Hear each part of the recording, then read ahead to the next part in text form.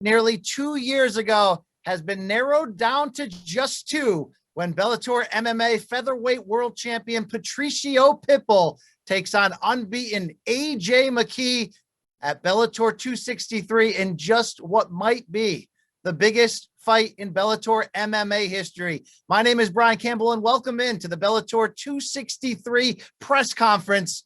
We'll be chatting today with both fighters, Patricio Pitbull, AJ McKee, their coaches, as well as Bellator President Scot Coker, and taking your questions. There's been a lot of talk and wonder up to this point. When and where will this fight take place? Pitbull versus McKee for the $1 million prize, the finals of the 16-man tournament, the Bellator MMA featherweight title at stake. Let's throw to a video now that should answer all of those questions.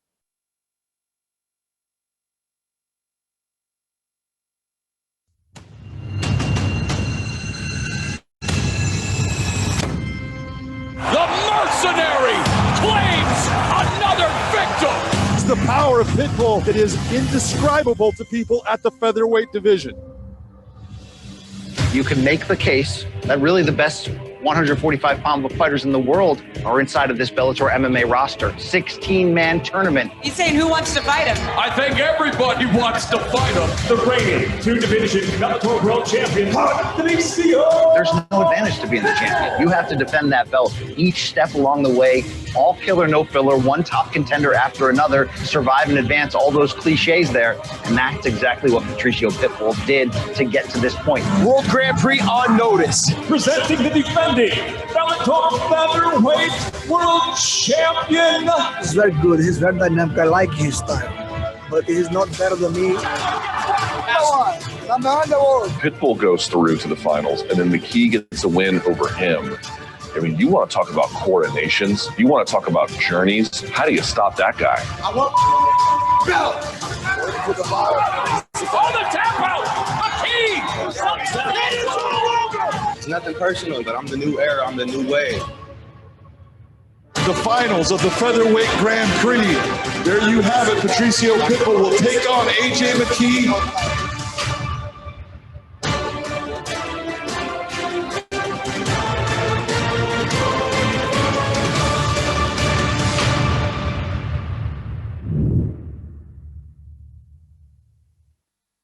And you see it right there. Bellator 263 goes down Saturday, July 31st. The Forum in Inglewood, California, and only on Showtime.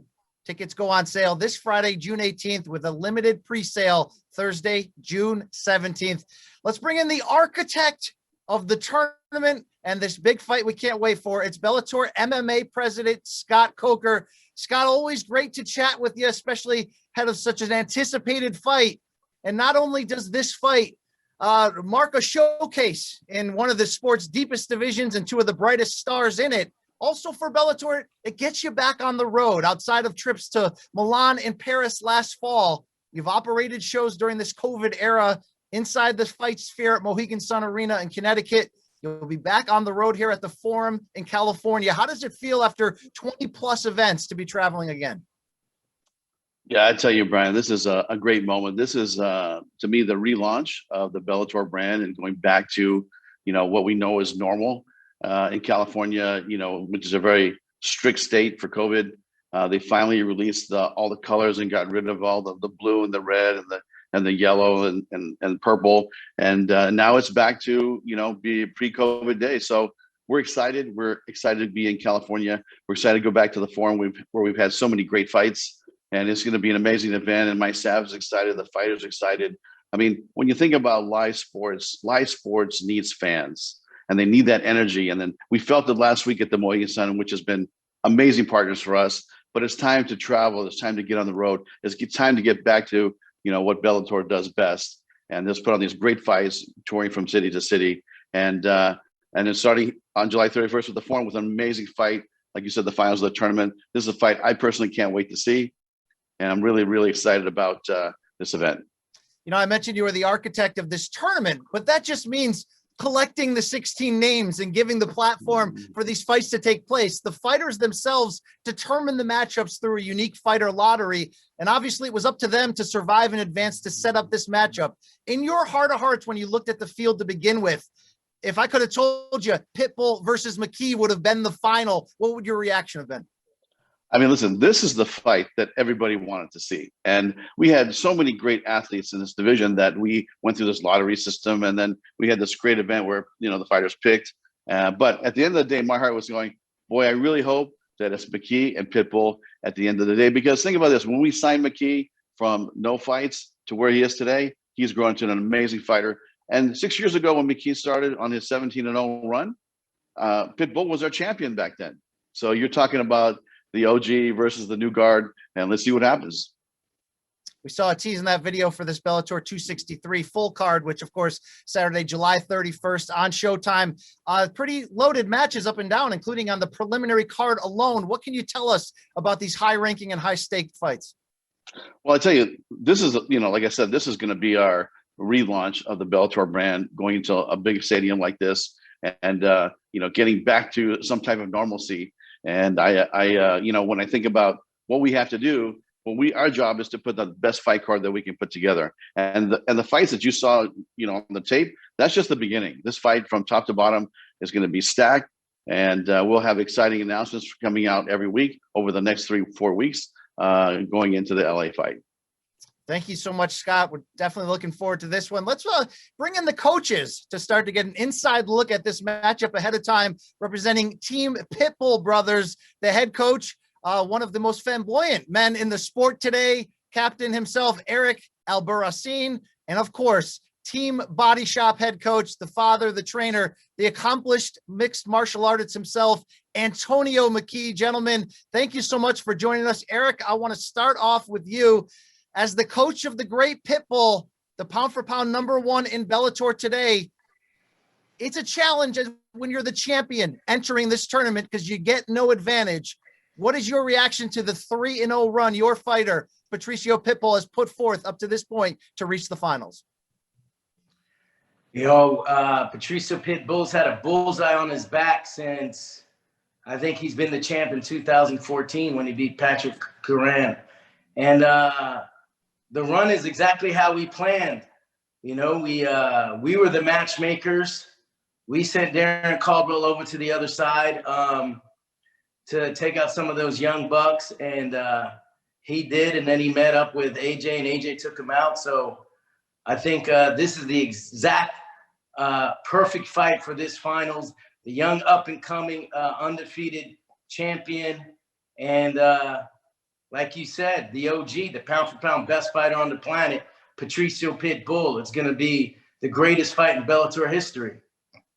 From an X's and O's, from a game planning standpoint, what does AJ McKee bring to the table that you and Patricio are really going to have to work on ahead of time for this fight, July 31st?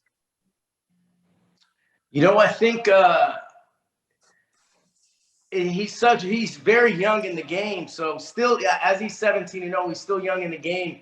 And the fact that he's blasted through these guys in this tournament, he's very unpredictable. So it's you don't know what he's going to come with. I think it's more so that they don't know how to prepare for Patricio Pitbull. It's Pitbull who's the pound-for-pound best on the planet. It's Pitbull who's the champ.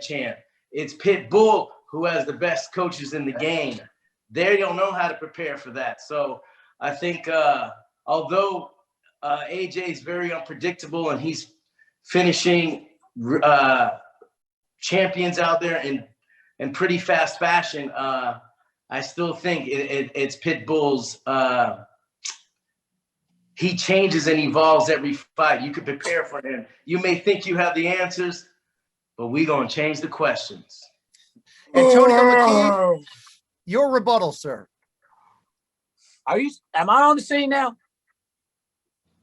You on? Okay. Hey, all respect to Pitbull and the whole little Pitbull tribe. They done a great job. I mean, I can't take away the accomplishments. That's not my job. My job is to coach my fighters to be the best in the world. And so we've proven that out of 17 fights, and out of fights that people said we were going to get finished. It was going to be a tough fight. We went through it in less than a minute. So as far as what everyone's talking about, I don't listen to that. We got a goal. We have a plan. So far, that plan's been working. We're undefeated. Again, Pitbull, I give him all the credit in the world, great accolades. Can't take nothing from him, but you're just talking about a younger, faster, harder hitting, stronger, bigger, longer. He's got his hands cut out for him. We know what he does. He does it very well. But you can't teach an old dog new tricks. Antonio, Hey, I was just, you know what? First off, I'd like to say Happy Father's Day, Antonio. Thank you, buddy. McKee. You're a legend. I know your story, how against all odds you raised AJ to be a great kid, an undefeated fighter. All I'm saying is after July 30th, AJ doesn't have to call Patricio Pitbull daddy, but a Father's Day present would be nice. Maybe a tie. Sounds good. I like your enthusiasm. I mean, I think you're doing a great job over there. But again, bro, you're dealing with some shit. You have no idea of what you're about to deal with. You just don't get it. You're at your gym. What's the name of your gym? It's the Body Shop. Makes sense because when he fights Pitbull, he's gonna catch a body. Oh, you mean he's gonna catch? You know what that means in the street, right? AJ's gonna catch a body. That means he's gonna take Pitbull out. So, hey, get it together over there, player. You're speaking things into fruition. Coach McKee, to jump in here for a second, your son AJ, unbeaten, already setting Bellator records for consecutive victories, an 8-second knockout of Georgi Karkanian in the first round of this tournament, a 1 minute or more submission of Darian Caldwell. How much do you believe AJ has actually been forced to show up to this point of how great he actually is? Well, I've been telling Scot Coker since day one. I said, hey, he's different. He's not like most fighters. This kid's something special. Take a look at him. Scott took a look at him and said, yeah, he's got something. And then you've watched him evolve over the years of maturity. It was just maturing as a human being. And now he's at a point now where he understands it. His ability to be able to read movement is just amazing. And that's something that you can't teach that. That's something that just comes over a period of time. And I can't see, I just don't, I'm more scared for this fight because to me, as a coach, this is probably one of the easiest fights in the lineup. Hey, I want to say, no, the easiest, oh, you have no idea. But I'll tell you the truth, congrats on that record of undefeated, of that 0 that you guys have on your record. And by that, I mean, your gym has produced 0 world champions. Actually, you don't know the history of me. Rampage was a world champion. Tyron Woodley was a world champion. So, you know, let's not talk about, because I don't brag about what I do. I don't look for the credit for it. I just want the best for my fighters. You, on the other hand, you may enjoy that, and that's your thing, brother. You like to be loud, flamboyant, flashy. That's you. I respect that. But as far as me bragging and getting accolades for what I do as a coach, I'm not in it for that. I'm in it for much personal reasons. And if you understood where I came from and what I really had to go through, then maybe you wouldn't say that type of stuff. But it's okay. I understand because, like you said, July 31st, all cards are on the table. And then, man, you can get that exhibition match since you're a state champ, whatever wrestler. Don't matter what weight. I don't care what you weigh. And we'll do a $10,000 donation to a charity of choice. And I'm going to spank that ass because I'm going to give you 5 points ahead. Now, let's get back to the real thing. Wait. Come on, Mandingo. Come on, Mandingo. Last time you wrestled, Charlie Sheen only had herpes. Give me a break. Well, everybody's got jokes here. Let me jump in for a minute. And we have a hungry group of media looking to get their questions answered. So if I could throw it over to PR Maven of the Stars, Danny Brenner, to take the questions from the media for Coach Albarracin and Coach McKee. Thanks, Brian. We'll take 2 questions. We'll start with Greg Rosenstein and Greg, take it away. Yes, sir. All right, thanks. Questions for Antonio. Antonio, you've spoken a lot about kind of your hardships growing up and how, you know, early on with AJ, you guys even lived in a garage together. If he ends up winning this tournament, what do you think that would just say about your journey together? Well, God is good. You know, like I said, I lived a different life. I grew up, it wasn't all good and cherry. And I was, just dealing with a lot of stuff that a lot of Afro-American Black men that grow up with no mother or no father, growing up in the streets of LA. And, it was what it was, but I made the right decisions, never got caught for anything that I did that could have put me away for the rest of my life, and found my drive and motivation through my son, just the things he would say as a kid, like, Daddy, if you die, can I die with you? And like, I was contemplating, I didn't give a shit about living. I didn't have a problem with killing either. And then there was a point where it hit me one day when he says, Dad, wherever you do and wherever you go, I want to go with you. When he said that, I looked at him like, because I was ready to clock out. But then I realized I needed to be here. I needed to be here for him, not having a family. He had nothing but me. So that gave me the drive and the strength to say, you know what, I got to figure a better way out. And that was a challenge within itself. But you know what, I made it this far. Again, I did my thing as a wrestler. I was the best in the world. I beat the Olympic champion, John Smith, who never lost. I mean, I did what I was doing, but I didn't have the mindset. So then I had to critique my mental and learn how to be a human being, a respectable human being, because I was a grimy, ugly, didn't care type of guy. And once I learned that, things started to shift a little different. And now here you have it. I did a great job. I did things to keep him in private school. I didn't do things to buy cars with loud music and jewelry and gold. I did it to pay his school tuition, which was $500 a month. And that was a lot of money for back then. So I just believe that I'm blessed. I've been challenged, the hardship, even in my own career, bumping up against Dana White and talking and holding my ground with him and his contracts and how I didn't agree with him. And, I've just been that kind of stand-up guy. And I'm going to go out like that. Thanks, Tone. We'll go to Nolan King next.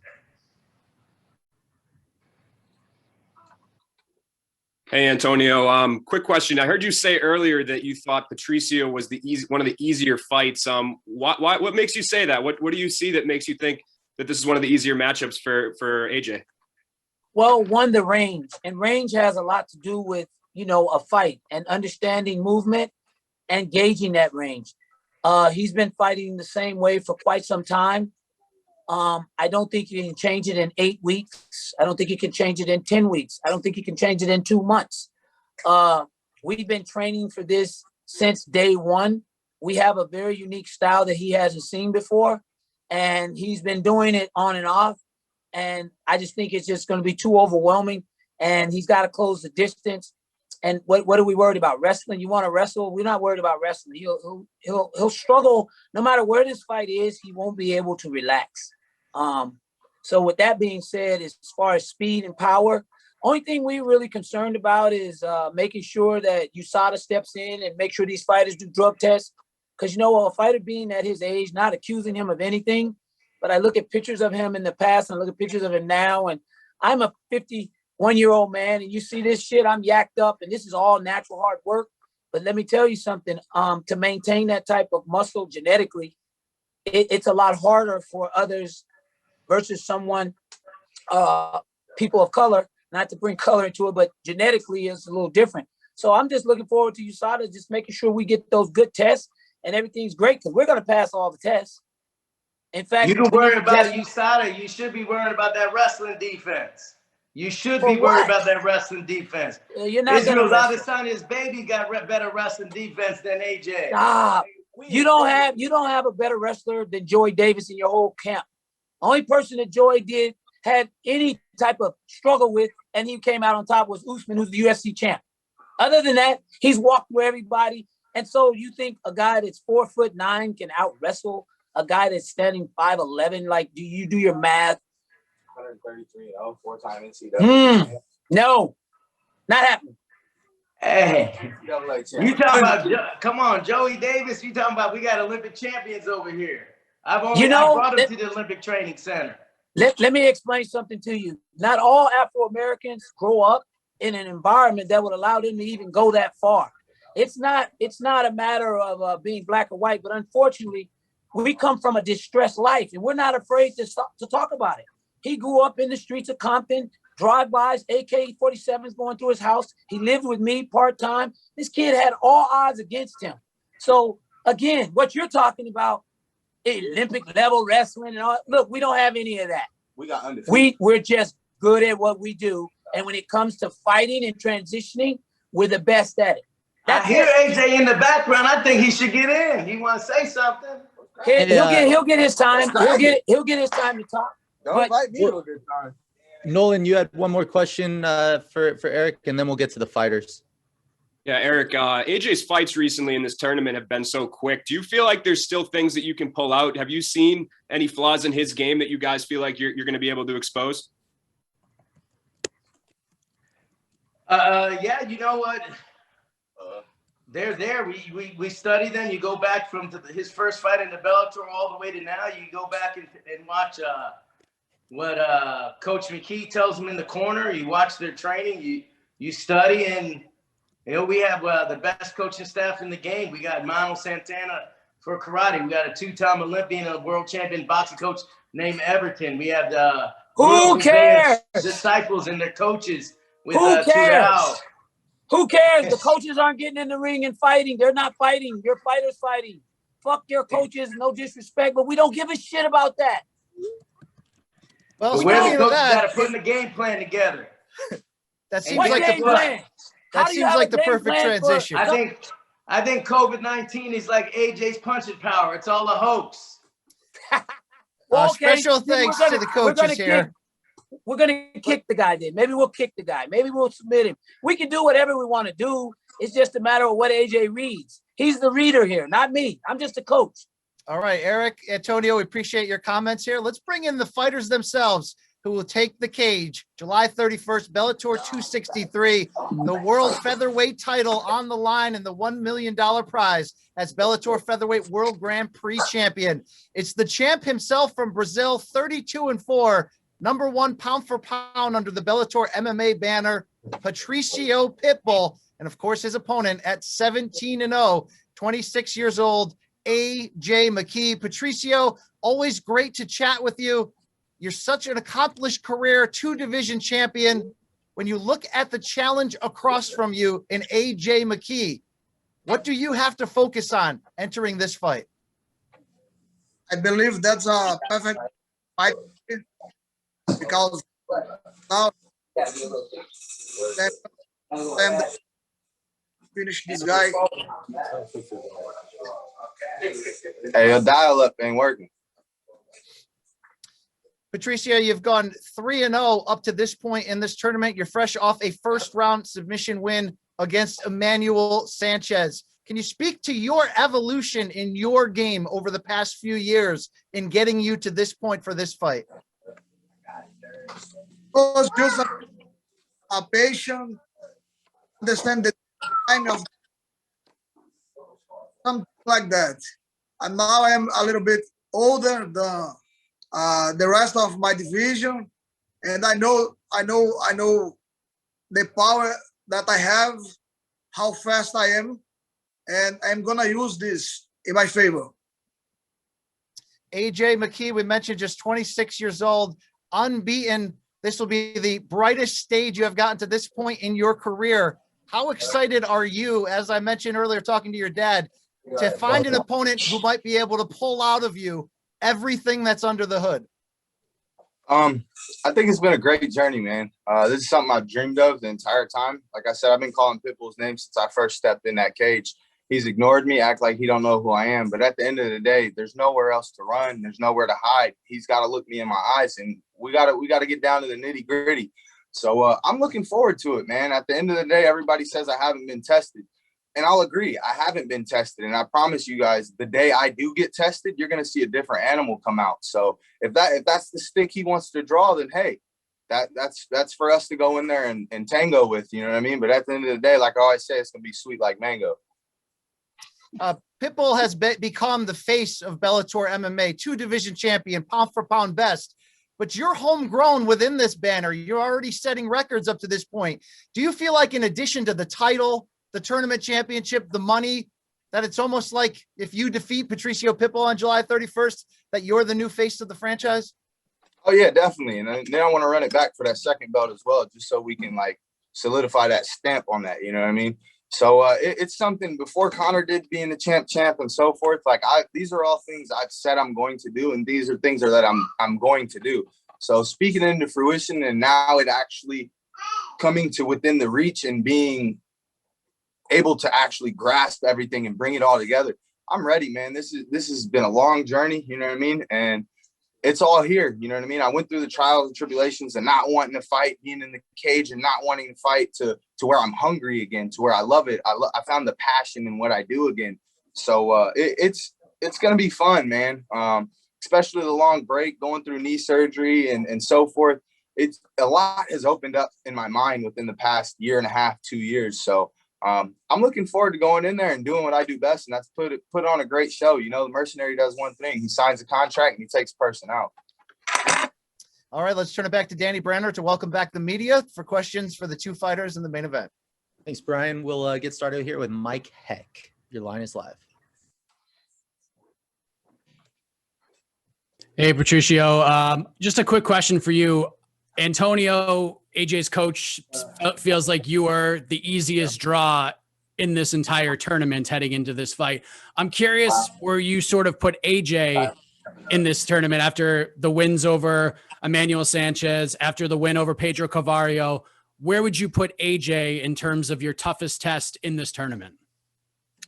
O pai de AJ disse que você era a luta mais fácil que poderia ter nesse torneio. E ele está perguntando, depois de todas as lutas que você teve no torneio, onde você ranqueia AJ em nível de dificuldade nesse torneio? AJ is the AJ is the most dangerous, and I know that. I'm ready to defend my title. I know I'm gonna win this fight and prove that his father is wrong. And then for you, AJ, this is an interesting kind of place that you're in your career at 26 years of age. You're 17-0. You're embarking on this journey. You become the featherweight champion. You say you want to go ahead and possibly run it back at 55 and become a 2-division champion in your next fight. So if that happens and you go back to back and win both of these titles, like, what else can you do? Like, what else is there for you? Oh, that's a good question. At that point, we got to sit down, go to the drawing board, I guess, defend the belt a couple times and see what to do. You know, I can't really think that far ahead. I got to focus on the task at hand. And right now it's conquering my first world title and my $1 million check. You know, like I said, I got an extra O to fight for. You know, it's not just those 6 O's on that $1 million check, but I'm fighting for that O on my record. I got a lot to prove. And for me, yeah, I love the haters. I love the underdog. I always root for him, and I'm ready to go out there and do what I do best, you know, and that's take people out. I got a question though. How come it look like the coaches at the gym and the fighters at home? That don't make sense to me. Yeah, y'all know where I'm at. Y'all see the attire. I'm war ready anytime. Our next question will come from the line of gym player. I am in my room now, just enjoy my belts. You see that? Enjoy them while you can. Enjoy them while you can. That's why I'm in my room. I am in day off. Because you comfortable. You're too comfortable. You're too comfortable. You got a hitter coming for your neck. You know what it is. You can't avoid, you can't duck, you can't hop to the other side of the bracket. None of that shit no more. None of that. Right here. You know what it is. Right here. I got around. And I know exactly what round. You will see. You're going to get desperate. Watch. You're going to get desperate and get laid out. We'll go to Jay Anderson for the next question. Hey, thanks very much. And AJ, I mean, you mentioned the wait for this fight a little, and you've been waiting since November for this opportunity. That's a long time to be focused on a fight, even though you didn't necessarily know who the opponent would be. I'm just wondering what that stretch of time has been like for you. And you mentioned, you know, finding that passion again. What brought that back for you? What brought it back? I would just say knowing my calling, man. I went through a little rough patch.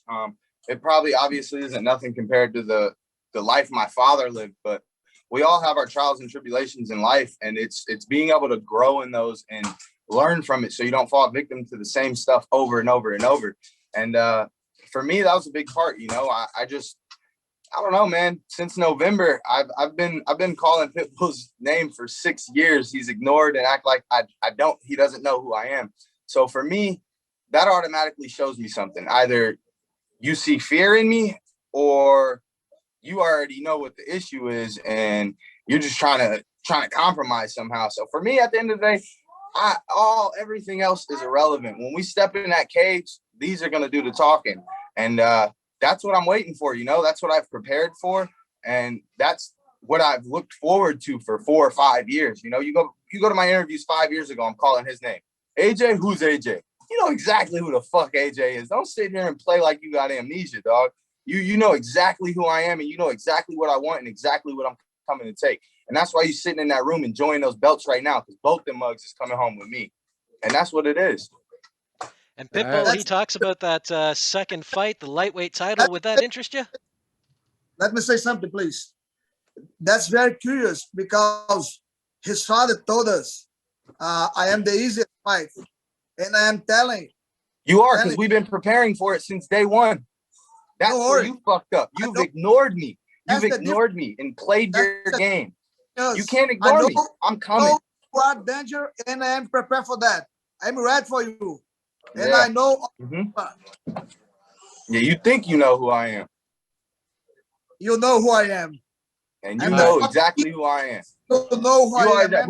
Who are you? What do you want? You know what I want. You know what I want. I want my belts. Bring them mugs. Spit polish. Thanks, guys. We'll take our next question from Gareth Davies. Gareth, your line is live.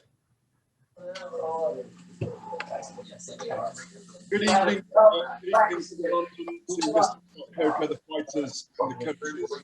I want to carry on this theme and hear it from AJ. Obviously, Antonio McKee is saying that Patricio is your easiest fight. Could you, as the fighter, tell us exactly why you think that? And then could I have the response from Patricio afterwards, please?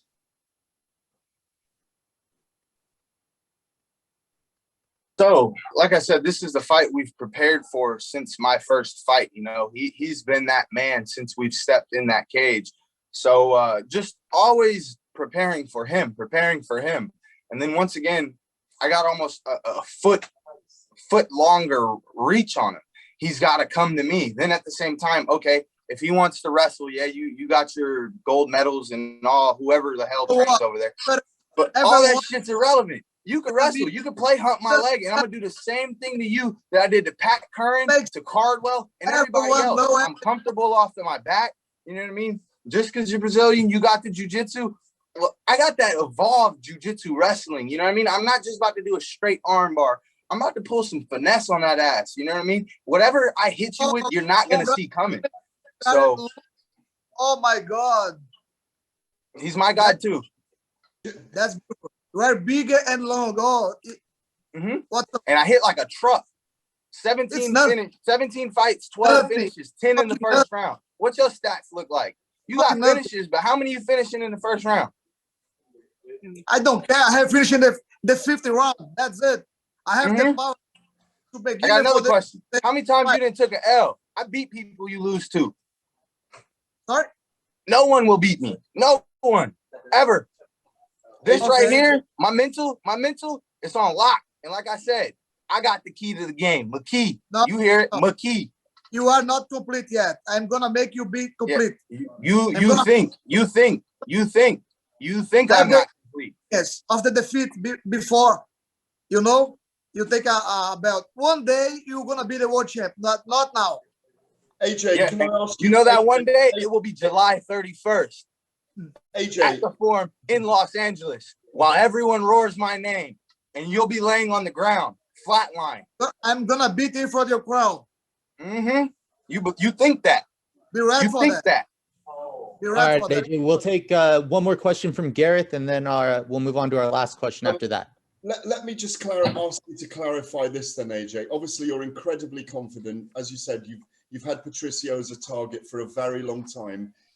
Just be clear to us, though. Do you have a respect for what Patricio is and what he has achieved? Definitely. Nothing but respect, man. Nothing but respect. You know, he's done things that I dream of doing, things that I'm going to do. And that's why I have so much respect for him. But at the end of the day, when he's stepping in front of me and he is now a pawn in this game of chess and he's stopping me from moving where I need to move, that's when the respect it has to have a level. You know what I mean? And that's why it's your respect level. I respect him to a certain level.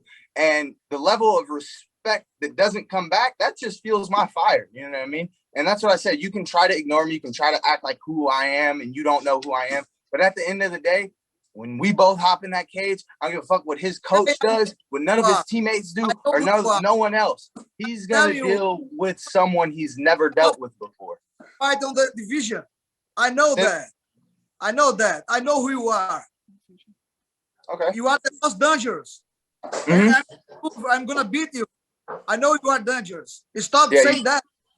It don't make sense. It doesn't make sense. And it didn't make sense to me why you would say that for 2-3 years. I don't know who you are. Who are you? Who are you? You know exactly who the fuck I am.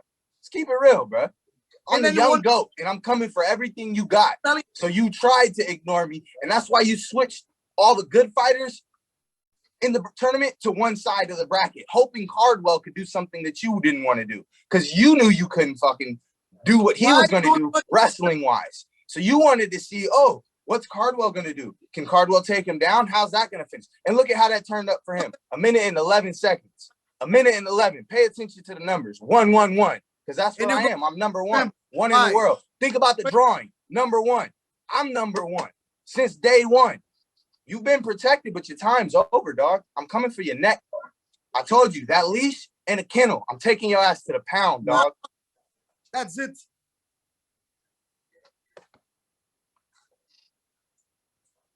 All right, we'll take our next question from Dylan Bowker.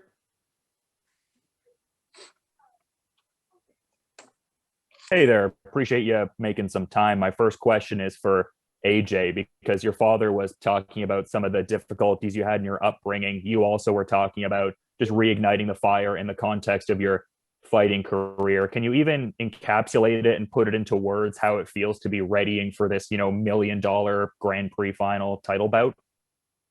It's scary, you know what I mean? It's scary because we are prepared and everything has been done right. There's no worry, there's no concern, there's, you know what I mean? There's no fear. So it's like, for me, I was fighting with broken hands. I was just going through shit in life, you know what I mean?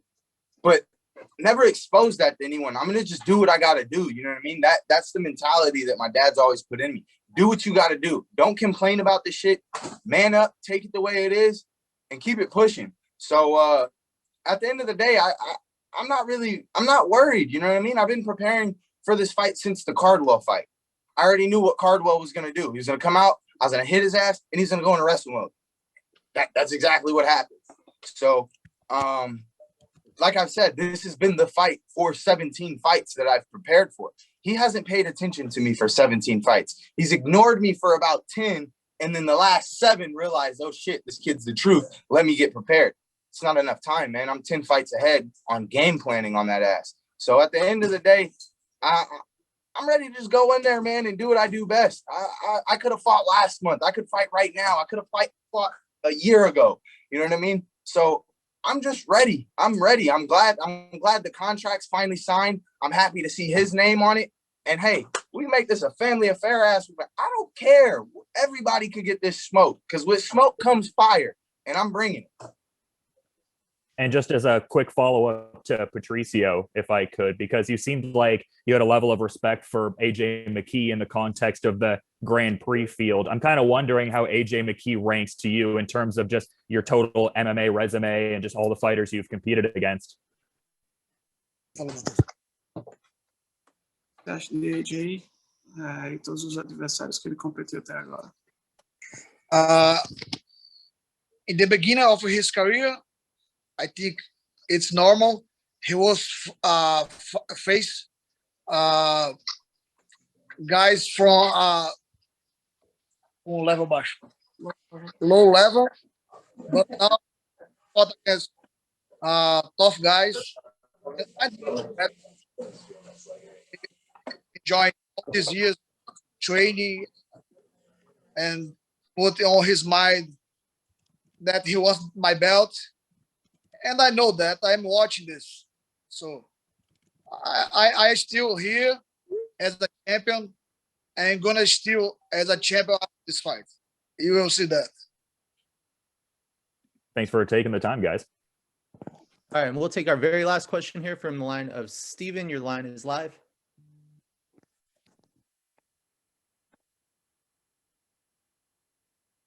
Hey, just a quick question for Scott, actually. USADA was brought up a little bit earlier, and I presume this fight is regulated by the California State Athletic Commission. So I'm guessing it's their protocol in terms of testing. There's not going to be any additional testing. Yeah, that's going to be the protocol is going to be done by the California State Athletic Commission, and we'll be talking to Andy Foster, and we'll bring up what the coaches are worried about. But listen, pay for the test. I'll pay for whatever test, all of them. And here's the thing. Listen, the commission will govern it, and we've been in business with these guys for a long time, and there's never been an issue. So to me, I think that everything's fine. And are you guys going to sort of import the COVID protocols that you had backstage at the Mohegan over for the forum? Yeah, are you talking about the bubble situation? Yeah. So basically, I was talking to Andy Foster, and I think by the time the fight happens, that will probably be gone. It won't be implemented by the State Athletic Commission, but we will talk to Viacom to see what their position is going to be. But with even if the state doesn't want to do it, but Viacom wants us to do it, we will do it. But we're still figuring it out. But right now, California State, there is no bubble. There's no extra precaution for COVID or we had to show a vaccine proof or a COVID negative test. I think the bubble has gone away with the State Athletic Commission as of May 20th. All right, and we'll turn it back over to Brian Campbell to wrap this up. Thanks so much, everybody. Special thanks to both fighters and coaches, Bellator MMA President Scot Coker, and the media for their questions. A reminder, it all goes down the Bellator World Featherweight Grand Prix Finals, Saturday, July 31st, from the Forum in Inglewood, California. It's Bellator 263, live on Showtime. Patricio Pitbull versus AJ McKee. Tickets, once again, go on sale Friday, June 18th, with a limited pre-sale Thursday, June 17th.